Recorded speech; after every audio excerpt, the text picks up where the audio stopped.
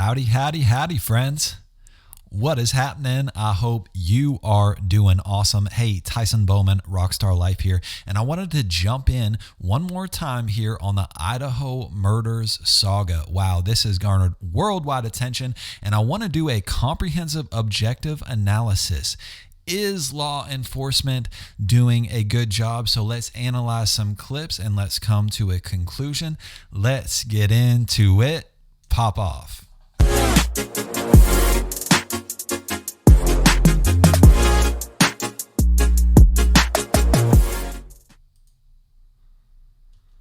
All right, y'all. So the first clip here is with the Moscow Police Department PR rep, and I just want to kind of look at her tone. Is this the right tone to be having? Let's take a listen here. Known to each other prior to perhaps renting the house.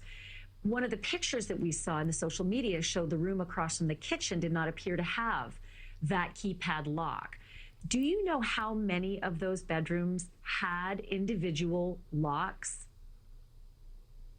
Of course, we've been hearing all about speculation and questions about locks and so many other things about this case. And really the best service we can provide to the public and to this investigation is really to remind people that all the information we have that is appropriate for release, we have done that on the website and our official Facebook page. So we really ask you to go back and look at all that information. So as you're hearing things, cross-check it with that to see what we have released.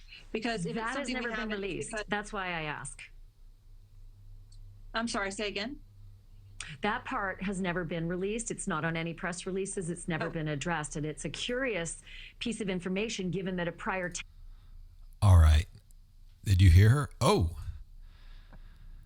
If you're claiming to be the expert and this is your full-time job, you are required to know everything, okay? And she made a mistake there. She didn't know. And she's kind of got that arrogant tone to her. I really don't think this is the time for that, given, and here's a statistic, after the first 48, if there are no viable leads, the chances of solving a murder are cut in half. So, in my opinion, this is the time to be humble. This is the time to say, hey, maybe we don't have it all together. Please help us in any way you can. So, let's move on. Let's look at another clip here, and this is coming from the chief. So let's take a look at what he says and kind of what his tone is. Take a listen. I got called at home. It was on a Sunday afternoon, and it took me a second. I really had to think about what I had just heard. 4 murders in Moscow, Idaho is so out of character. Once I got over the initial shock, I knew that I was coming to the station. So I drove in, and everybody just kind of fell into a role. That was a all hands on deck moment. The scene wasn't chaos, the neighborhood, but it was very, very somber. That is a community of college students that live over there. Many of them, through word of mouth, knew what had happened. They were standing outside. There was a lot of crying. There were friends trying to find out who exactly was inside the house. Some family members that arrived on scene. It was incredibly hard for the community, but it was also really, really hard on our officers, some of whom were very young, and that was the first real major crime scene. All right, where are my professionals at?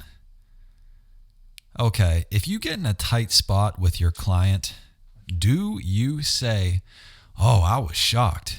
You know what? It was really hard on me and my team.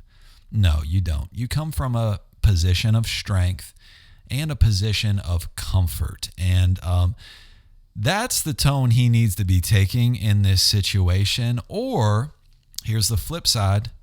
He could be taking that tone to encourage the killer to slip up. So let me know what you think on that. I'd love to know your opinion in the comments. Is he taking the right tone? Is he doing that on purpose? I would love to hear what you think. And you know what? I'm not going to bash him because, hey, if I didn't work out for 7 years, aka that's the last time they had a murder, and I went to the gym, it would not go well. And they haven't had a murder in 7 years. So, you know what? I'm not going to bash them too hard because experience matters, and they're just not very sharp at this point. So let's take a look at this last clip here. And again, this is from the PR rep. So let's see what she says. Investigators. One question that I've been asked over and over again is why no reward? I mean, in other cases, we'll see a big reward. It makes people come out and talk. Why no reward here?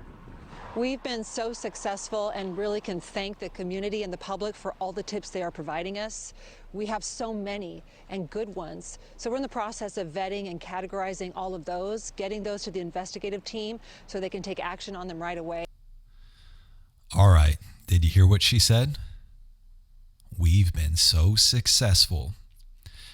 Again, we have our statistic. After the first 48, the chances of solving the murder are cut in half. So objectively, they have not been successful, and the chances of solving this murder are diminishing every day. So let me know what you think. Let me know if you'd like to see something different out of law enforcement. Let me know if you think they are doing a good job in the comments. And hey, thank you so much for the opportunity to serve you. I would love to earn your subscription, as I will be putting out more videos. So go ahead and hit that subscribe button, and peace and victory, and we'll talk to you soon.